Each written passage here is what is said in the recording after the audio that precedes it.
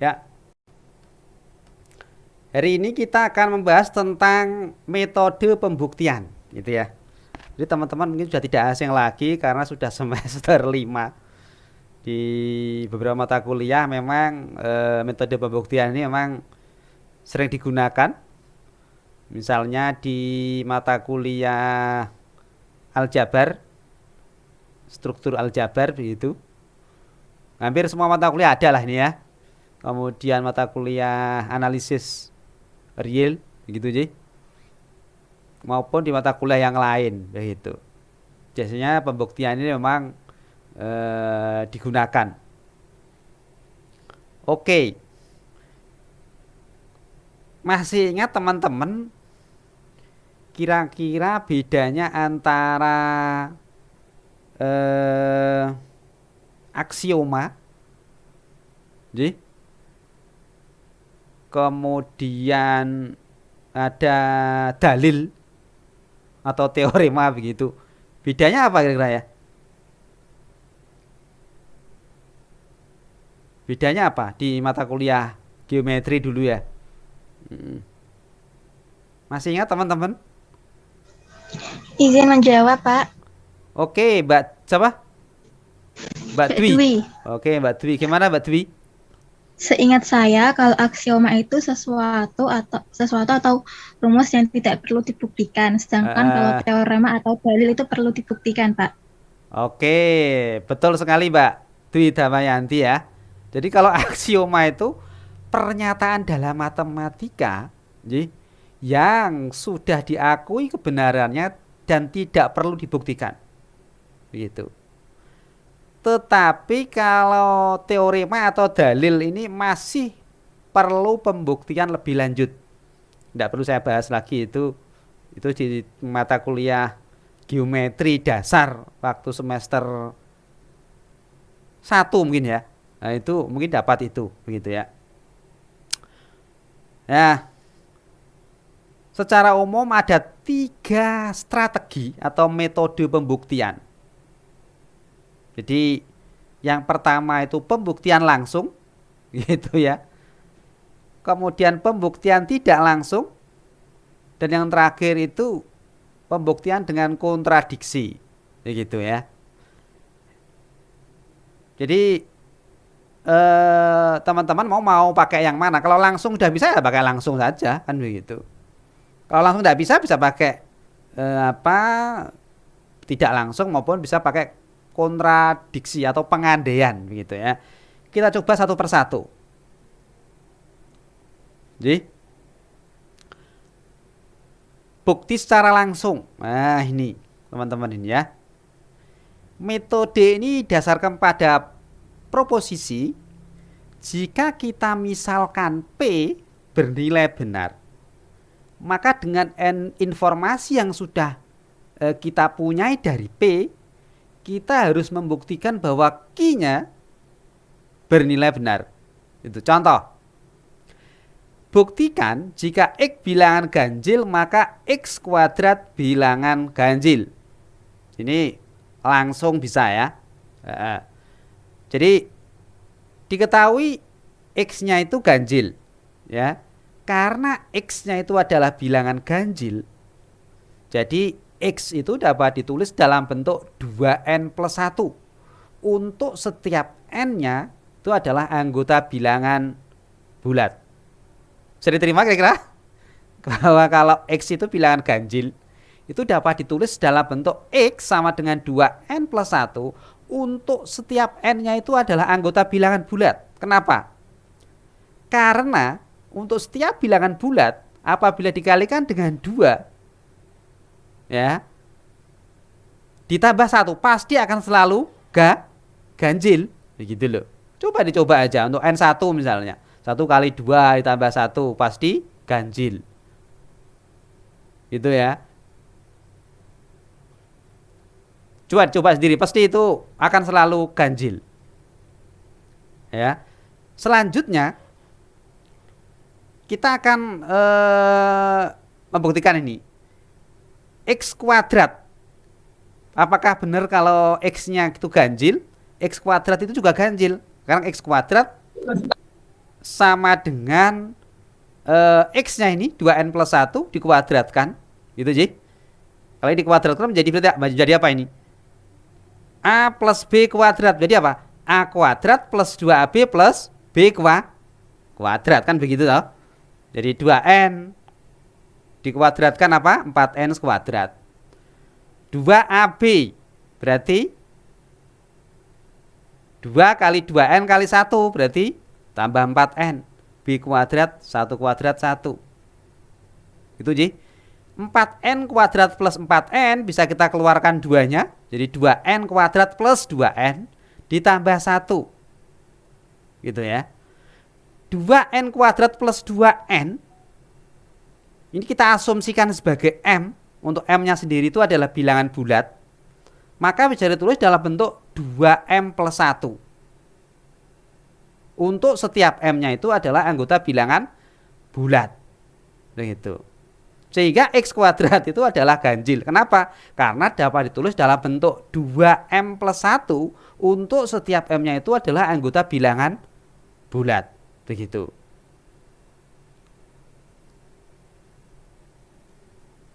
Sampai di sini kira-kira ada yang tanyakan? Cukup jelas? Yes, Pak. Jelas sih. Yes. Oke, kalau jelas berarti ya saya lanjut begitu ya. Bukti tak langsung. Nah, seperti itu. Kita tahu bahwa nilai kebenaran suatu implikasi gitu ya. Ini dibaca apa ini teman-teman ini?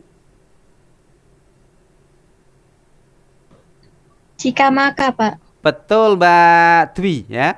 Jadi ini jika P maka Q. Ini itu nilai kebenarannya ekuivalen dengan nilai kontraposisinya. Kontraposisi dari jika P maka Q apa? Kontraposisinya. Jika ingkaran Q maka ingkaran P. Betul sekali. Jadi pekerjaan membuktikan kebenaran pernyataan implikasi bisa dibuktikan lewat kontraposisinya. Gitu ya. Jadi ada banyak cara pembuktian itu, bisa langsung, kalau kesulitan bisa cara tidak langsung begitu ya. Atau bisa pakai kontradiksi nanti yang ketiga, pakai pengandaian gitu ya. Nah, sekarang buktikan jika X kuadrat bilangan ganjil, maka X juga ganjil. Ya. Ini sangat sulit dibuktikan secara langsung. Jadi kita coba saja misalnya X kuadrat ganjil, maka dapat ditulis dalam bentuk 2M plus 1 untuk setiap M-nya itu anggota bilangan bulat. Ya, bisa dibuktikan aja. 2 kali setiap bilangan bulat itu ditambah 1 mesti selalu ganjil. Gitu. 2 kali 2, 4, 1, 5. 2 kali 3 tambah 1, 2 kali dan seterusnya. Begitu juga yang bilangan bulat negatif juga sama. Begitu. Untuk suatu, kalau yang ini misalkan diambil yang M-nya asli ya ini ya. Kenapa? Karena nanti kalau di X-nya ini cukup diambil yang M asli saja gitu ya. Untuk setiap M-nya itu bilangan asli. Karena kalau diambil nanti M-nya itu bilangan bulat ya, kalau diakarkan ini nanti akan jadi bilangan apa, teman-teman? Bilangan Imajiner, Pak. Imajiner, betul sekali. Sehingga M-nya diambil bilangan asli gitu ya. Sehingga kalau X kuadrat itu sama dengan 2M plus 1 untuk setiap M-nya itu bilangan asli ya. Selanjutnya X itu sama dengan akar dari 2M plus 1. Apakah akar dari 2M plus 1 dapat disimpulkan ganjil untuk M-nya bilangan asli?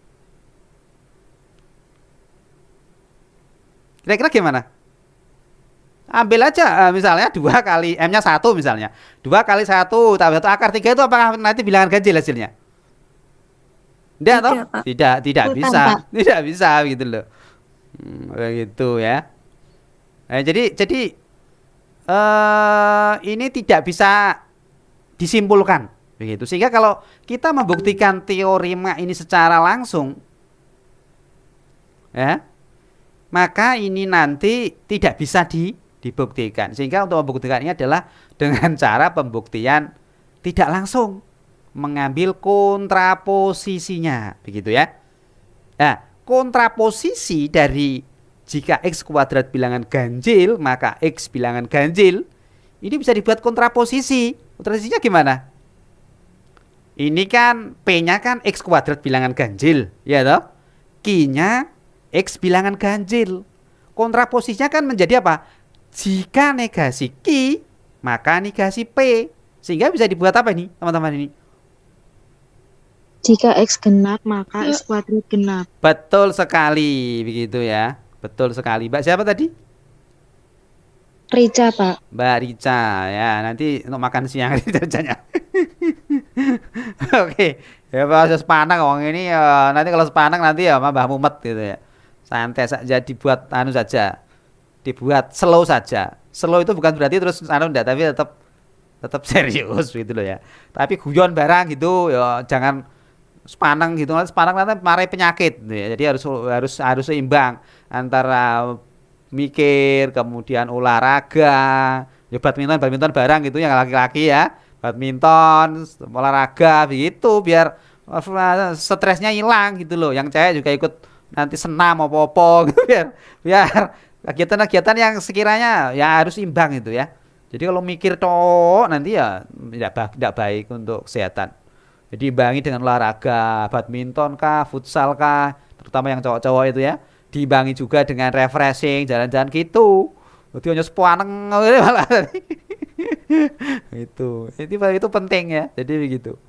Kalau sudah ketemu teman olahraga misalnya itu kan hilang gitu ya. Stresnya hilang, kita bisa lepas begitu. Jadi itu memang apa ya harus imbang. Ya, kita kembali ke permasalahan awal ini. Itu. Selanjutnya ya. Setelah kita buat kontraposisinya kita bisa membuktikan secara langsung, gitu loh ya. Diketahui ini kan X genap. Kalau genap maka bisa ditulis X sama dengan 2N untuk setiap N-nya itu anggota bilangan bulat. Teman-teman bisa dicoba saja bilangan bulat sembarang. Kalau dikalikan 2 mesti hasilnya bilangan genap begitu loh. Sehingga bilangan genap itu bisa ditulis X sama dengan 2N. Bilangan genap tambah 1 berarti selalu ganjil begitu loh. Itu pasti gitu.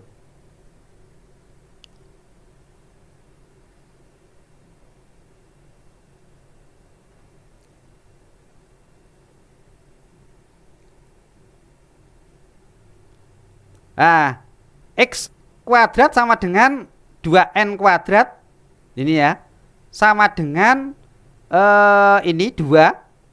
Sekarang 2N-nya di ini ya, 2N kuadrat. X kuadrat sama dengan 2N kuadrat. 2N dikuadratkan berapa?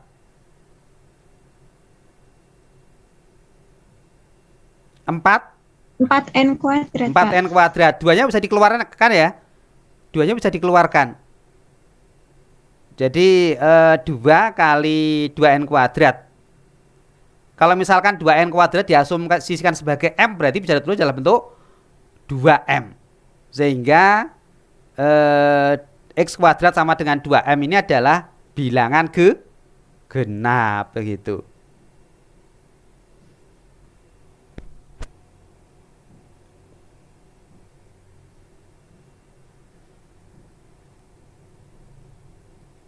Ya, sekarang bukti dengan kontradiksi ini. Jadi kontradiksi itu bisa anu ya apa pengandaian ini diandaikan. Jadi seperti ini contohnya. Untuk setiap AB bilangan bulat A kuadrat min 4B sama min 2 tidak sama dengan 0. Buktikan. Gitu ya. Pembuktian dengan kontradiksi ya. Asumsikan untuk setiap AB bilangan bulat gitu ya. Maka A kuadrat min 4B min 2 sama dengan 0. Begitu. Jadi A kuadrat min 4B min 2 sama dengan 0. Ini ya. Sehingga A kuadrat min 4B min 2 sama dengan 0 ini. Ya. Jadi A kuadrat sama dengan, ini udah ruas ya. 4B plus 2, jadi ini jadi positif. Ini sama dengan A kuadrat 4B plus 2. Bisa dikeluarkan 2-nya enggak ini? Bisa ya? Bisa, Pak. Bisa ya. Pak. Sehingga 2 dikeluarkan. 2 kali berapa menjadi 4B? Menjadi 2B kan begitu. 2 kali berapa menjadi 2? Dikalikan 1 di sini. Jika kita asumsikan bahwa 2B plus 1 itu sama dengan M, maka A kuadrat sama dengan 2 kali M. Karena 2B plus 1-nya adalah M. Dari sini kita tahu bahwa A kuadrat adalah bilangan genap. Tadi sudah dibuktikan di depan ya. A kuadrat adalah genap sehingga A juga bilangan genap. Karena A bilangan genap maka bisa ditulis dalam bentuk A sama dengan 2K. Dengan K-nya itu bilangan bulat. Begitu.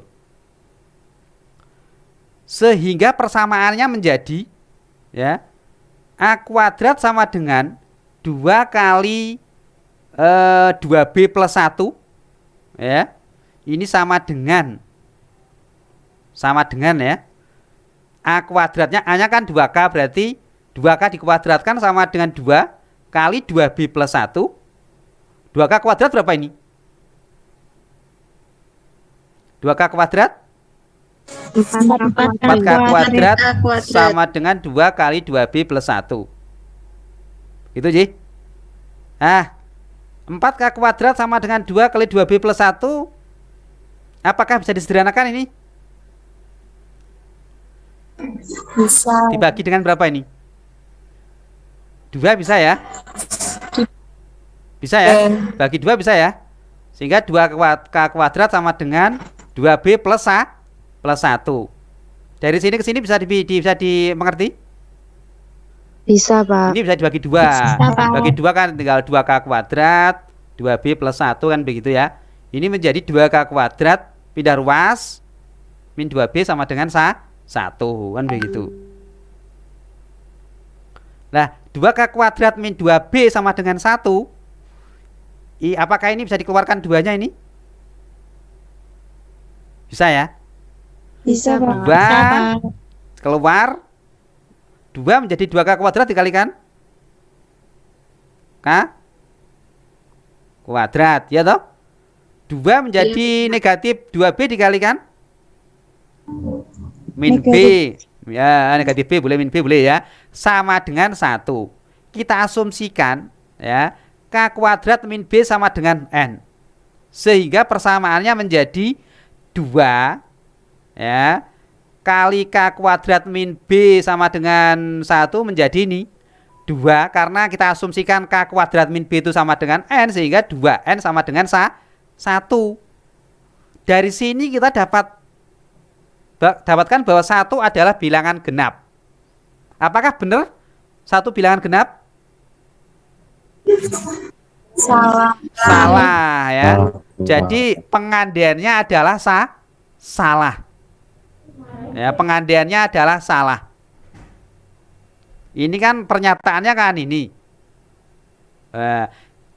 Kita kan tadi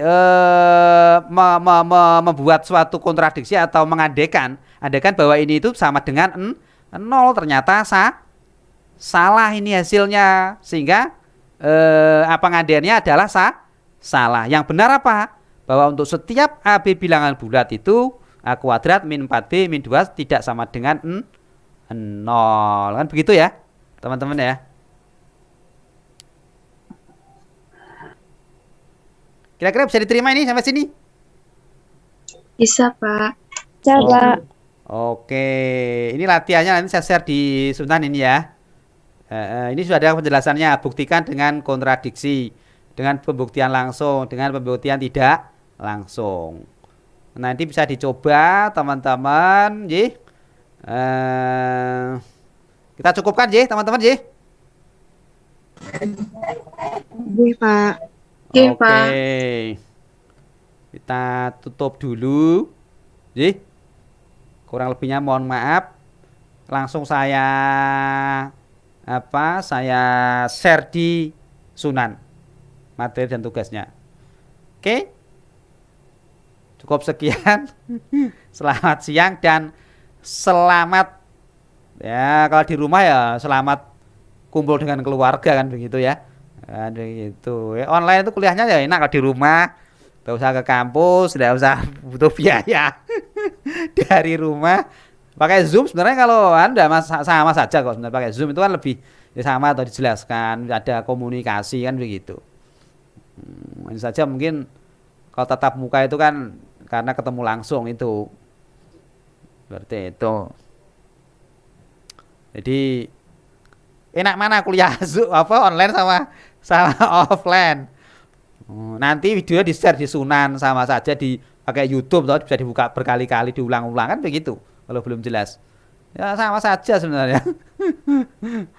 Ya lebih efisien lah kalau di sini kan di rumah kalau di kampus yang rumahnya mungkin keluar kota biaya kosnya, biaya hidupnya kan begitu ya. Nah, itu biaya kalau yang kudus ini transportnya, biaya waktunya kan begitu. Nah, ya monggo lah itu nanti kalau sudah ada offline dari kampus perkuliahannya kita blended aja ya. Kadang-kadang ya offline, kadang-kadang pakai Zoom seperti ini, kadang-kadang lewat Sunan pakai Zoom pakai video kan begitu ya biar ada kombinasi lah biar tidak bosen. Gitu teman-teman. Jadi